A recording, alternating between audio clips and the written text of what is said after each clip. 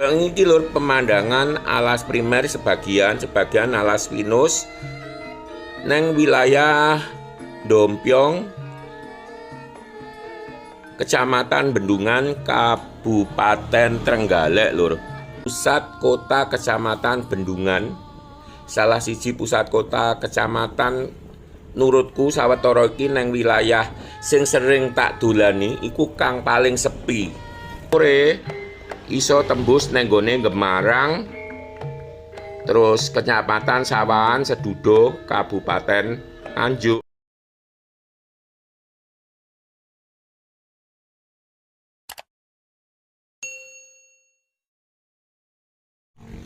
Assalamualaikum warahmatullahi wabarakatuh. Piye kabare dulur-dulur, muga-muga tansah sehat lan lancar rezekine. Iki aku neng cedake utawa nek ngarepe SMP Negeri 2 Pagerwojo, Kabupaten Tulungagung dulur-dulur. Dino iki spesial dulur-dulur takjak jalan-jalan ngubengi jalan yen istilahku jalan lingkar wilis lur. Mergo sepanjang beberapa ratus kilometer ya meh 200 kilometer kuwi perjalanan terus neng ereng-ereng Gunung Wilis ketinggian minimal sekitar 400 meter di atas permukaan laut, rata-rata ketinggian 600 700 bahkan sampai 1000 meter DPL. Jadi ketinggiannya sampai 1000 di atas permukaan laut. Yen saiki neng sekitare SMP 2 Pagerwojo perkiraan ketinggian sekitar 700 meter lur. Jadi yo imbang karo Besuki Mojo Kabupaten Kediri. Ki ono wilayah Desa Kradenan lur, Kecamatan Pagerwojo, Tulungagung. Dadi mau aku saka Kediri terus teko Prapatan Cuwiri utawa Kalambret iku belok kanan lur.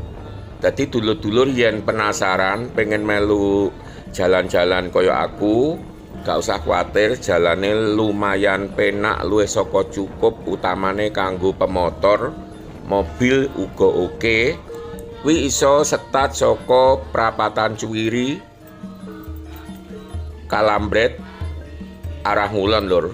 Lah yen dulur-dulur duwe wektu santai iso mampir-mampir nang beberapa titik sadurunge panggonan iki lur.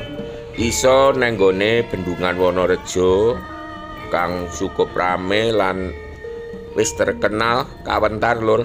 Terus kedua ono Bendungan Segawe lur, pancen cilik lan kurang terkenal, tapi saka Bendungan Segawe awake dhewe iso tembus nang gone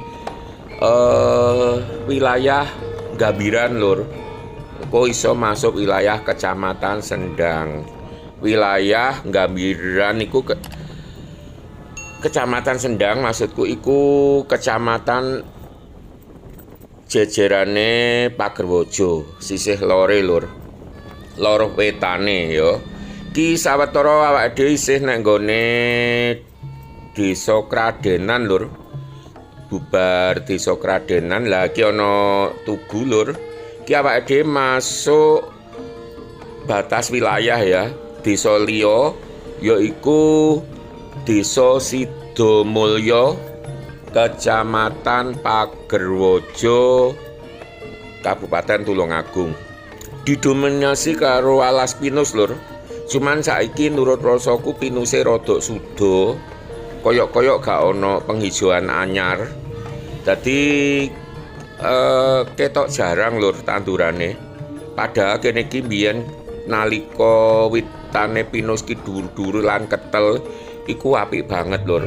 Ya cuman waktu iku sekitar 10 tahun kepungkur kuwi dalane elek lur, urung diperbaiki. Ya saka Desa Kradenan nang nggone Sidomulyo kuwi lokasine tetep dhuwur lur, menggak-menggok wae dalane. iso ditonton dhewe. Terus jane enek rest area lur, cuman aku durung nate ngarep kuwi kiri jalan. Yo cuma tak sawangko adawan gak patek mantep menurutku. Terus dalan ngisore rest area iki asline toko-toko lur kuwi. Sering longsor kiwa tengen mau sing diliwati dhewe. Terus dalane yo pancen dalan desa lur. Sanajana sejatine iki dalan cukup rame lur, amarga mbiyen pernah diliwati bis Damri cilik ngono lho lur. Cuma gak ngerti apa cuman sampai Pagerwojo. Lah ngene lur, kimang tak baleni maneh ceritaku. Dadi sadurunge desa Kradenan, ade kan masuk saka prapatan Suwiri utawa Kalambret lur. Lagi lur, awak dhewe masuk perkampungan Desa Sidomulyo Kecamatan Pagerwojo. Kanan jalan iku ana SD Negeri Sidomulyo Kecamatan Pagerwojo Tulungagung. Kecamatan kang paling termasuk dhuwur lur iki. Perkiraan yo 700-800 lur iki. Engko posisine saka kene iki malah awak dhewe mudhun lur. To malah luwih menurutku iso 1000 lur iki, 1000 meter di atas permukaan laut. Mergo SMP Pagerwojo 2 mau kan wis cukup dhuwur. Jadi iki perkiraanku sekitar 800 sampai 1000 meter di atas permukaan laut lur ketinggiane. Yen awake dhewe noleh kiwa bakal ketok pemandangan lembah kang grumbul, wit-witan alas siso tapi arupa alas primer lur. Apik banget ya, cuma perumahan neng perkampungane cukup padet lur iki. Desa Sidomulyo Kecamatan Pagerwojo Kabupaten Tulungagung, ereng-ereng Gunung Wilis sisih kidul lur iki. Yen Kediri ku kan sisih etan. Iki awake dhewe sisih kidul saka ereng-ereng Gunung Wilis lur. Nah, misale mandeg nek ngarep iki kidul ngono pemandangane apik banget lur. Apa meneh ditunjang langite sanajana mendung cerah lur. Dadi ana warna biru neng kono kene. Terus gak usah khawatir, terus neng beberapa titik sepanjang perjalanan iku tak amati ana kios apa Pertamini lur. Nggone Pertamina sing nek desa-desa iku lho. Sanajana ya mau sing didol Pertamax wae. Lah alas pinus lur sawetara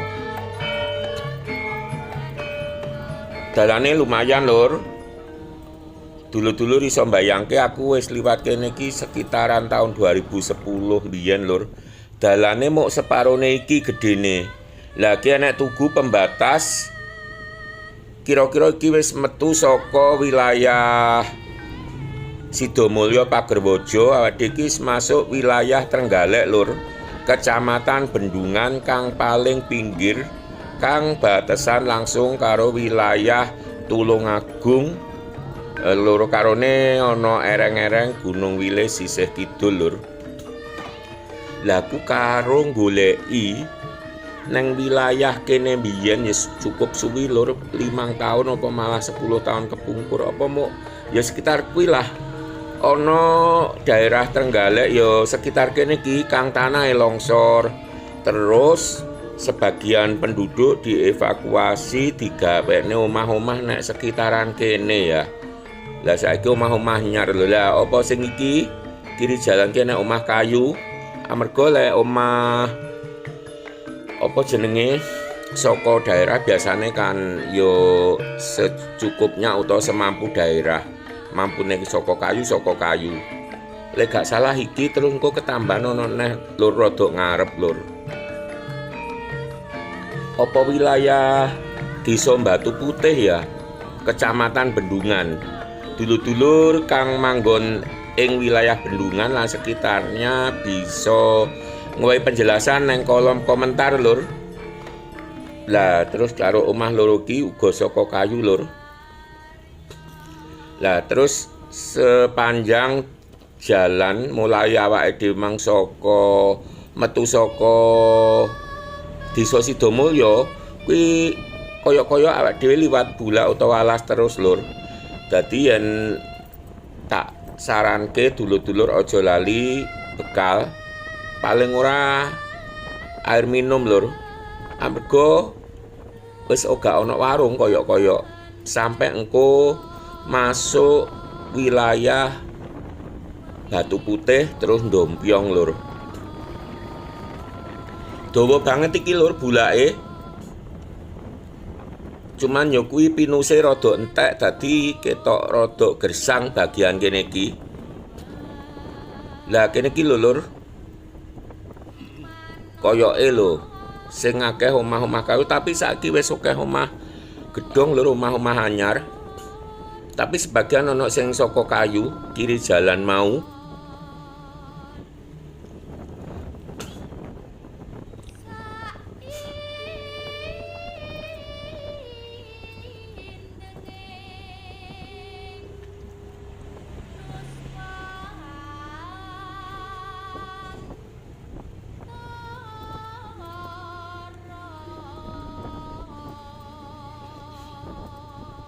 Ki lur, sing tak maksud Desa Batu Putih ana petunjuk sing naik Desa Batu Putih yen awake dhewe iki ngiri ya mudhun maksudnya dalan utama iku nang nggone pusat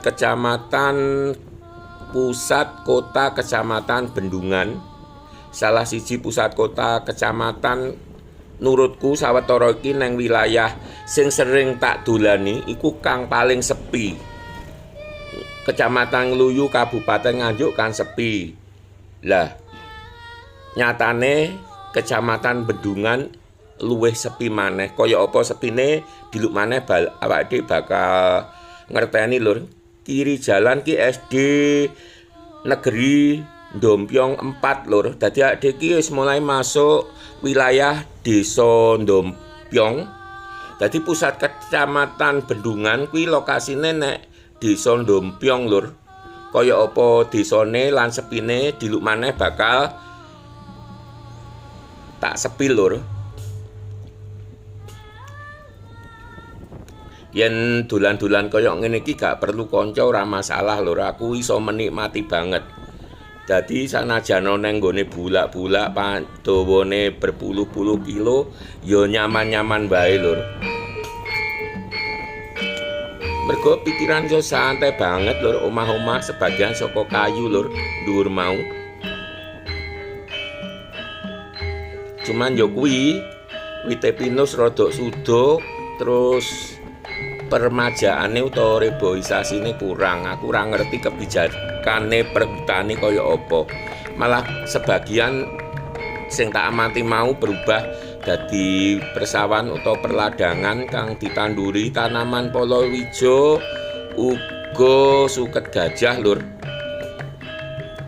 Desa Ndompiong lur iki cukup padet nanging ya pancen desa banget ngono kuwi. Terus yang kedua sepi.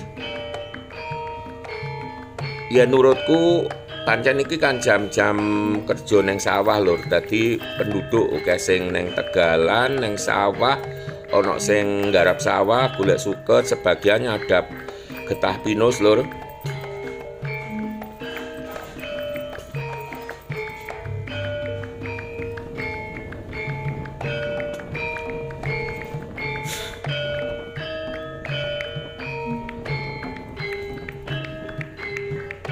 Lagi awak dhewe mang posisi saka Desa Sidomulyo nang Ndompiong ki kan mudhun terus to lur.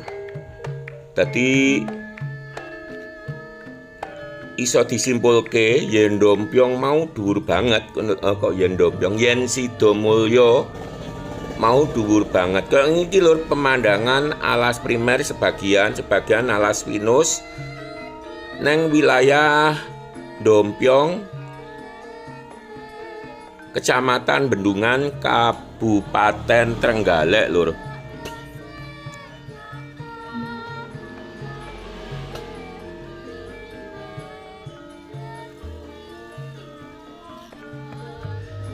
Dadi tiak dhewe neng ereng-ereng sisih kidul Pegunungan Wilis. Kanggo info, dadi ana pirang-pirang kabupaten kang ana wilayah sekitaran Gunung Wilis, lur. Tak hitung saka Kediri ya. Kediri, terus Tulungagung ki, terus Trenggalek iki, lur. Mengko Ponorogo, terus Madiun, terus Nganjuk, tembus Kediri maneh. Lah, info dulur-dulur, perjalananku iki pancen tujuan iku mau ngubengi atau ngliwati dalan lingkar Wilis yen perkiraanku dawane sekitar 200 km lah, kurang luwih, lur. Iki, lur, mulai masuk pusat kota Kecamatan Bendungan, Kabupaten Trenggalek, lur. Sawetara iki isih Desa Dompiong.